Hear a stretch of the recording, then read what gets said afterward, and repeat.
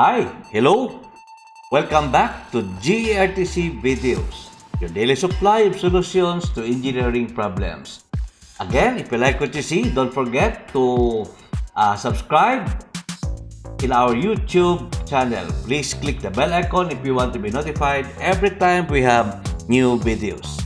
Today we will discuss about friction, particularly dry friction. So I'll be giving a lecture regarding dry friction. Right? So I will be dividing this into parts. So this will be the first part of the series. Okay, so what is friction? So friction is a resistance to motion or to the tendency of motion. Take note, it is the resistance to motion. So and there are two types of friction. So the dry friction and the fluid friction. Alright, so we have the dry friction and the fluid friction. So dry friction is the force that opposes one solid surface sliding across another solid surface. Friction always opposes the surface sliding relative to one another. Dry friction is subdivided into static friction between non-moving surfaces and the kinetic friction between moving surfaces. While fluid friction describes the friction between layers of a viscous fluid that are moving relative to each other. Okay, so in the static case of dry friction, so the column proposed the following law. Okay, take note of this law. If there is no relative motion between two surfaces that are in contact, the normal force N and the friction force satisfy the following relationship. F is or shall not exceed the maximum available friction, which is equal to mu times N. Take note of the inequality. Okay, F shall be less than or equal to mu N if there is no friction, where F max is the maximum static friction force that can exist between the contacting surfaces, and mu S is known as the coefficient of static friction. The coefficient of static friction is an experimental constant that depends on the composition and roughness of the contacting surface. Okay, so that is the static case. The dynamic case, if the two contact surfaces are sliding relative to each other, the friction force F is postulated to be F equals, take note, equal, not inequality. F equals Fk or equal to mu k times N, where N again is the contact normal force and mu k is the experimental constant called the coefficient of kinetic friction, and Fk is referred to as the kinetic or dynamic friction. The kinetic friction force is usually somewhat less than the maximum static friction. Okay, when applying the Coulomb's theory, the difference between F max and Fk must be clearly understood. Take note that F max is the maximum friction that can exist under static conditions, while Fk is the friction force that does exist. Take note, it does exist during sliding. Okay, because the very common notion of students whenever they see a problem, alright, for example, if you have a block weighing 100 newtons, for example, and then the coefficient of, let's say, static friction between the surface, the contacting surface, let's say, is 0.5. And if they will be asked, okay, what is the friction in this block? Okay, what is the current friction force in this block? Okay, acting on the surface. Well, most students would say they will compute the normal. Okay, of course, obviously, the normal is equal to 100 newtons. Okay, and then they will compute the friction, and then knowing the formula mu N, then they will say mu times N, then they will say the friction force is 50 newtons. Okay, so if you are asked about what is the friction force acting on this block and the surface, okay, many would answer 50 newtons. Well, that answer would be wrong. Okay, so we have to understand what is this 50 newtons. That is what I will be explaining to you in this lecture series. Okay, let's continue. Let's move on. Alright, suppose you have here a block of weight 600 newtons and the coefficient of friction, the static is 0.4 and the kinetic is 0.2. So let's say this is being pushed by a force to the right. Okay, so the forces acting here are, we have the normal force. Obviously, that normal force, if this force is to the right, this will remain equal to the weight. So this will be the 600 newtons, and the friction, which is opposite to the direction of motion. Let's call it F. Okay? So under static condition, the maximum available friction mu F max is equal to the product of the static coefficient of friction and the normal force. So that will be mu S times NR, 0.4 times 600, that's 240. Take note that the 240 is the maximum available friction. While in kinetic case, okay, if in case the block is already in motion, the friction force is equal to mu K times NR. That is if it is in motion. So the kinetic friction will be 0.2 times 600, so that's 120 newtons. Alright, take note of these values. Okay, now let's put a value of this force. Let's say if the force pushing this to the right is 100 newtons, what will be the friction force? Will you say 240? Okay, so will you say 240? Okay, again, according to Coulomb, if there is no motion, the friction force must not exceed mu S times NR, meaning the friction force must not exceed this one. Of course, equilibrium shall always be satisfied. So if this force is 100, then this F should also be 100. Okay? You do not say that's 240. Obviously, if you say this is 240 and then this is 100, then there will be an unbalanced force. Okay? Take note that static friction is just a passive force. It will just react accordingly on how much is necessary to be reacted. Alright? So the maximum amount of frictional force it can resist in static case is 240. But if this is 100, that should be 100. Well, okay, meaning there is no motion yet because the friction force is less than the maximum available friction. If that force will be increased, let's say we'll make it 150 newtons, then this force will also be 150 newtons and it still can resist motion because the maximum available again is 240. So in this case, there is still no motion. No motion yet. And if that force becomes, let's say, 240, then this F is also 240. It can be 240 and that's the maximum available friction it can resist under static condition. But still, there is no motion yet. Right?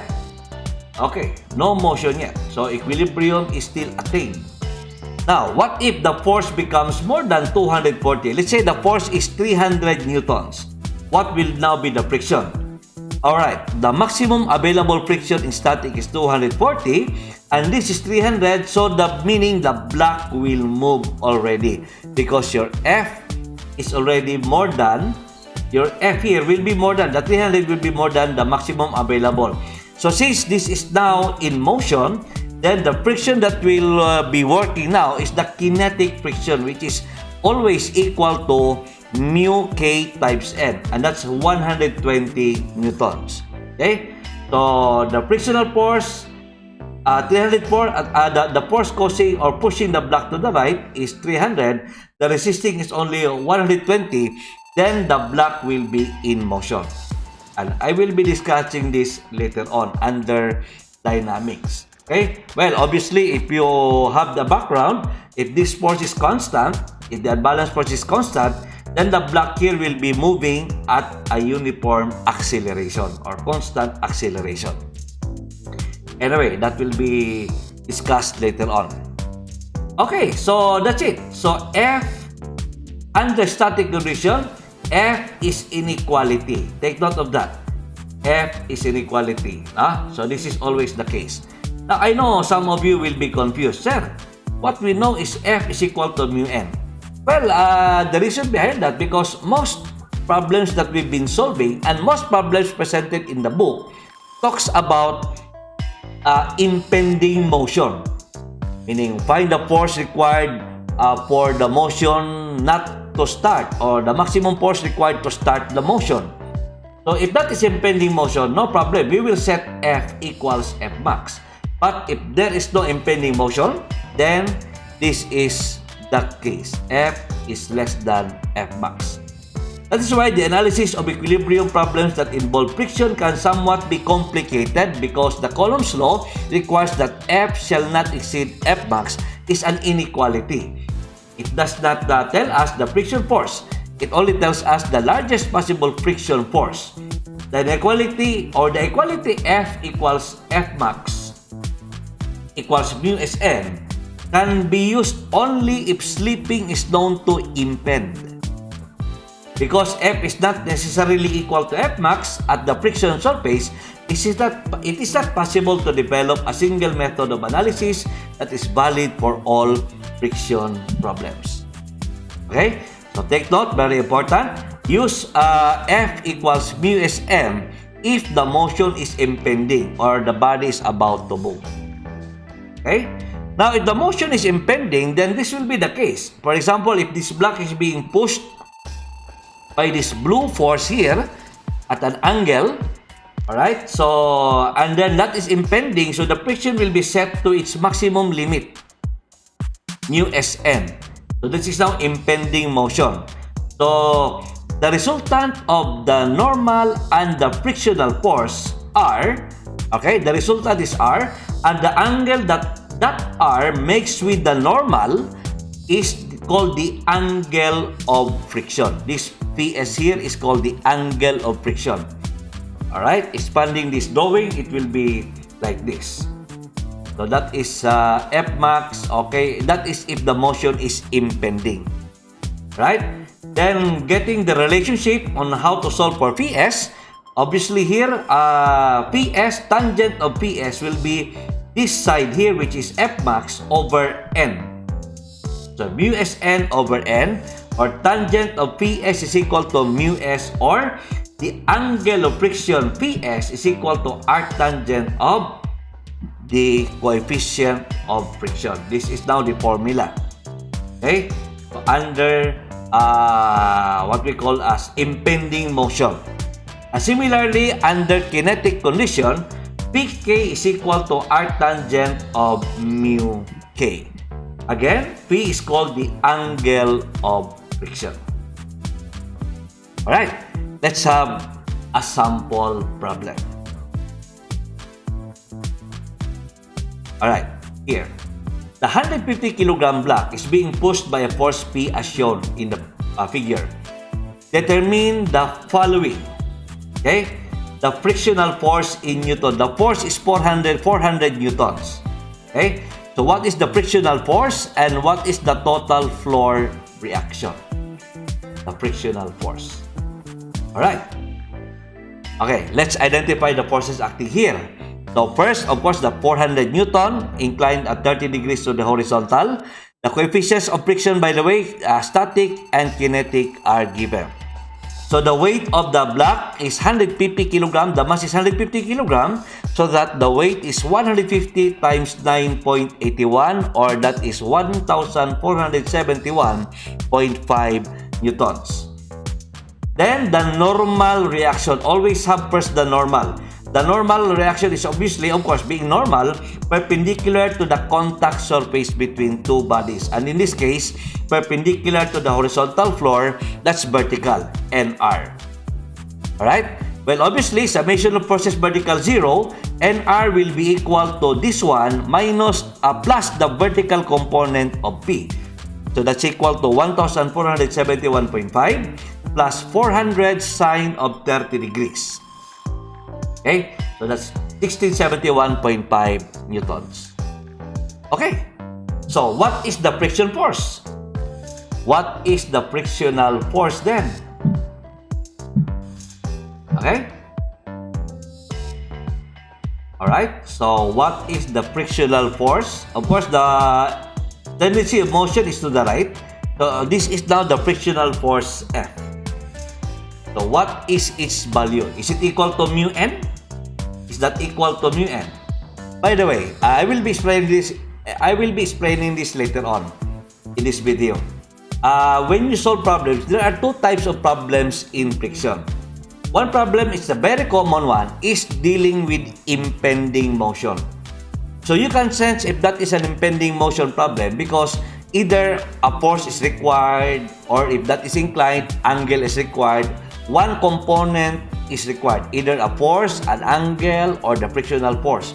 But if the problem is giving you, if the problem gives you everything, all the forces, and you are to find the reaction, then obviously or most likely it may not be an impending motion. Like in this case, we're given the force, we're given the normal, we are given the coefficients of friction. We're just going to solve the reaction. Okay? So you cannot say that this is equal to mu n. But of course, for you to know that, first let us compute the maximum available resistance that the floor can offer. Alright? Okay. So your F max, which is equal to mu times n, mu s times nr. So 0.35, mu s is 0.35 times nr. So the maximum available friction is 585.025. 585. Alright, that's the maximum. But you cannot say it is 585. Okay?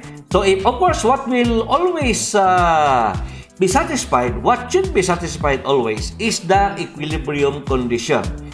Okay, applying equilibrium condition in this figure here, summation of forces horizontal equals 0. So you will have force to the left F equals force to the right 400 cosine of 30 degrees.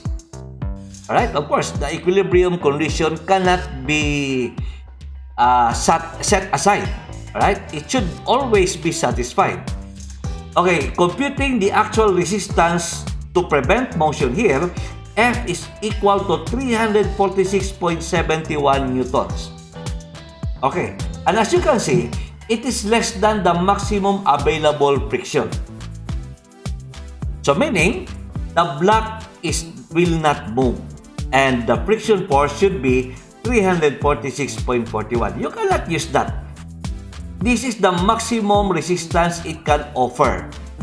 Meaning, you can further increase this value, no? And the block cannot move yet. Okay, we will have it in the second problem. So, meaning, the frictional force is 346.4. Because in an exam, if this is given, many would answer letter A, which is wrong. Okay? The correct answer is letter D.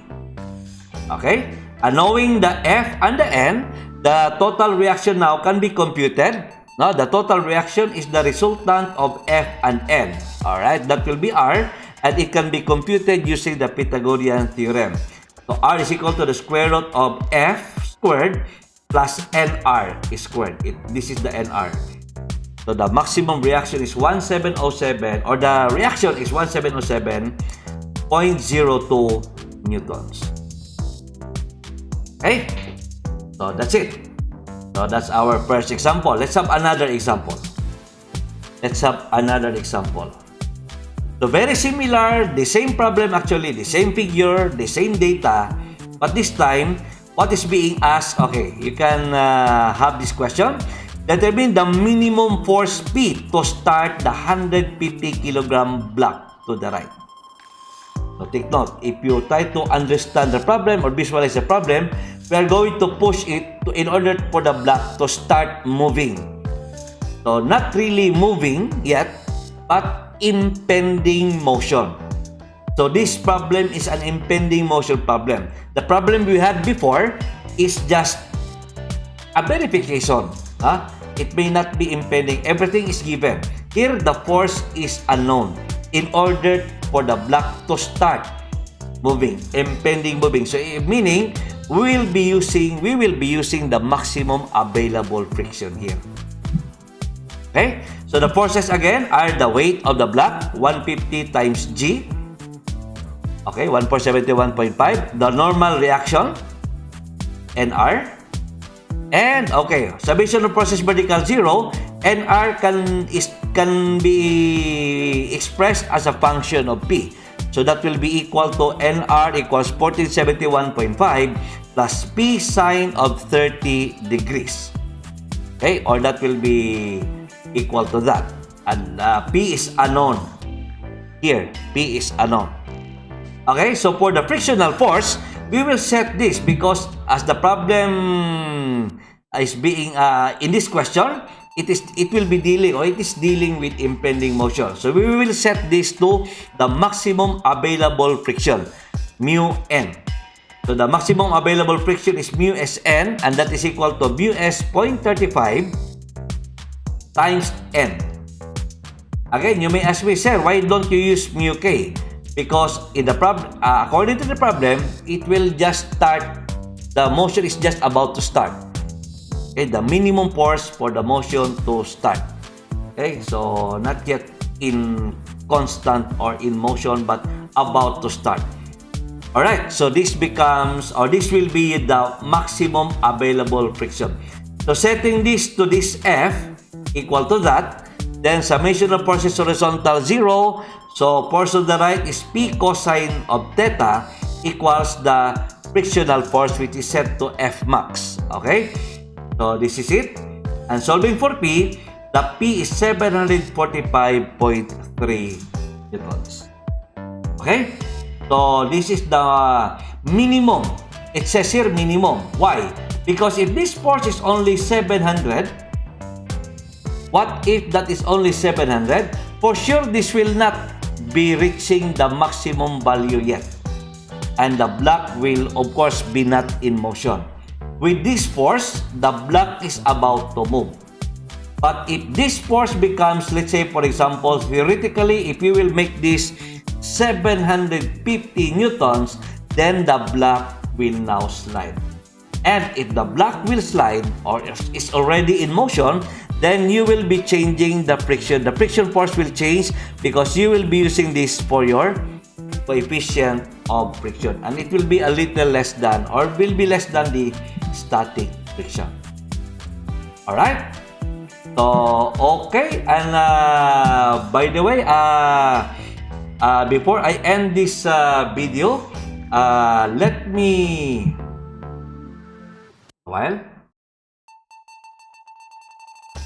allow me to invite the students, undergraduates, or those who are planning to take the board exam. Invite you to join our GERTC Lite. You can find that in this website. Okay, so grtchub.com. Okay, so GRTC Lite, what is that? So we have there our entire review lectures, recorded review lectures last 2020. Okay, all videos can be found there, and all the exams, and then you will also have early access to all our YouTube videos, and the price is only 499 pesos per month, monthly subscription. You can subscribe for 1 month only. If you want to cut that after a month, then it's up to you. You are free to do that.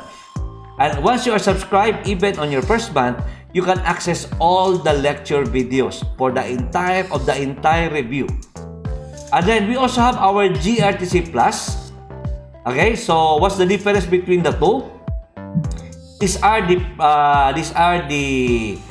coverage of our Lite, the review lectures, the achievement test, early access, while the Plus has all that and a growing library of solution videos, particularly to the recent board exam. And then you will also get 15% discount of all our review books if you buy. And for the first 100 members of our Plus, you can get 50% discount of your first DITG book. Okay? So you can find this on how to join. You can read it here. And then once you are join the Lite or the Plus, you have this library here. If you click on this menu, all our lectures can be found here. For example, trigonometry, you can just click this one, and then you can click all the topics there. And if you are already subscribed, once you click on any topic and you have already paid your membership, it will lead you to that YouTube video immediately, to that particular video. Okay, just click on the topic you want to study, course 2, course 3, and so on and so forth. Okay, just click on the topic and then, for example, laws of exponents and roots, and then it will open the video for that lecture. Alright? So that's very convenient and very easy for those who are working, those who are feel nila na they are already behind in their review, then this is the right course for you. GARTC Lite and the GARTC Plus. Alright? So that's it. Thank you so much for watching. I hope you learned a lot from this. I will be continuing this. We will have part 2, part 3 if necessary of this friction. Okay? So thank you so much for watching.